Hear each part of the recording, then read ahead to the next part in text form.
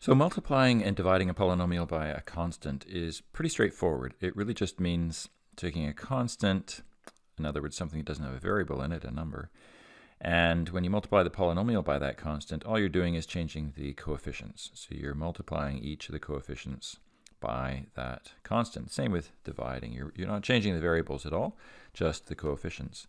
So when we have, for instance, here 3 times the polynomial 2x squared minus 5x plus 1, we can think of the 3 as multiplying each of the terms of the polynomial. So there's 3 separate multiplications that are going to take place. So in the first case, we have 3 times the first term, 2x squared. And then we, you have to be a little bit careful. You can either think of it as 3 times negative 5x, or you can just maintain the minus sign there, since the coefficient or the constant we're multiplying by is positive 3. So we end up with minus 3 times 5x, whichever way you want to do it. It's important to realize because the 3 is positive and the minus 5x is negative, the result is going to be a negative. And then finally we have the two constants, 3 times the constant 1, so we end up with plus 3 times 1. So the result here just becomes 6x squared minus 15x plus 3. Pretty easy, pretty straightforward. Let's take a look at an example with division. So if we have a polynomial like 12x cubed minus 5x squared minus 8x plus 3. So there's 4 terms to that. What if we divide that by 2? Now, whether you actually use a division symbol or whether you write it as a fraction, either way, you're going to end up with, again, 4 separate divisions. So that first term, 12x cubed, is divided by 2. And then you have the minus 5x squared divided by 2. And then you have the minus 8x divided by 2. And you have the plus 3 divided by 2.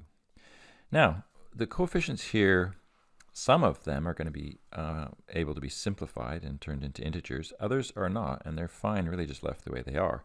Obviously, 12 over 2 can be simplified, and we end up with 6x cubed. But 5 over 2, we could write that as 2.5, but it's very, very rare to use a mixed fraction to represent the coefficient of a polynomial. Coefficients of polynomials can be any real number. We can have integers, positive and negative. We can have fractions. We can have real numbers like pi. But if you're going to represent some sort of fraction, better just to use a common fraction and not a mixed number like 2.5. That's very, very uncommon, and it gets very confusing if you try to use 2.5 as a coefficient. So it's best just to leave this as minus 5 over 2 x squared. And then the 8 over 2 obviously can become minus 4x. And then finally the plus 3 over 2, well, again, you don't want to write that as 1.5, just write it as 3 over 2.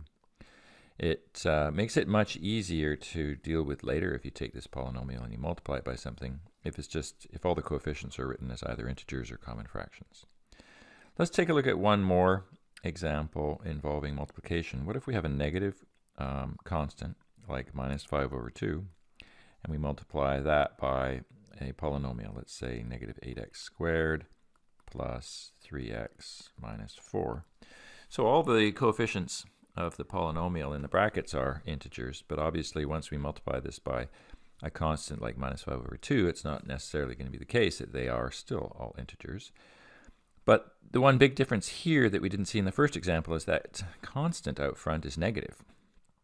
So right now, the 3 coefficients, negative 8, positive 3, and negative 4, they're all going to get flipped in terms of their sign. And so that first coefficient on the x squared is now going to be positive because you have a negative times a negative. The second coefficient is going to be negative, and the final coefficient is going to be positive. So once again, you have that initial coefficient, or initial constant rather, being multiplied by all 3 terms. So really it's like 3 separate multiplications. So the first one, you have a negative times a negative, that's going to become positive. 5 over 2 times 8, you can write that as 5 over 2 times 8 over 1 if you like, but it's better just to think of the division part first. 8 divided by 2 is 4, and so 4 times 5 gives you 20, and so we end up with 20x squared. Then we have the minus 5 over 2 times positive 3, so that's going to be a negative. And there's no cancellation at all here because the 3 doesn't cancel into a 2, so we end up just with minus 15 over 2x. And then finally you have a negative times a negative, which again is going to be positive. The 4 divided by 2 gives us 2, and 2 times 5 is 10, so this becomes plus 10. So 2 of the 3 became or stayed integers, and that middle coefficient is a fraction, so that's fine.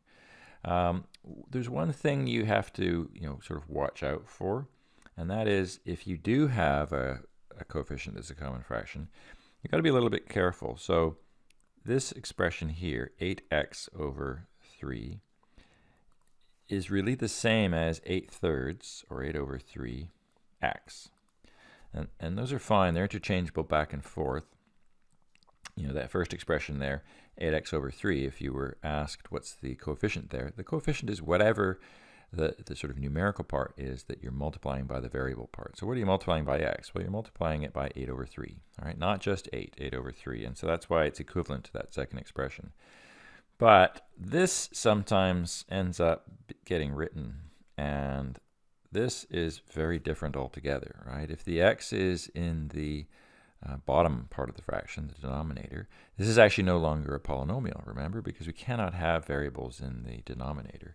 And so you have to be a little bit careful that you don't convert something like 8x over 3 or 8/3 x into 8 over 3x, or at least if you have written it by hand, that you don't misinterpret it like that. So this is not the same as those first two.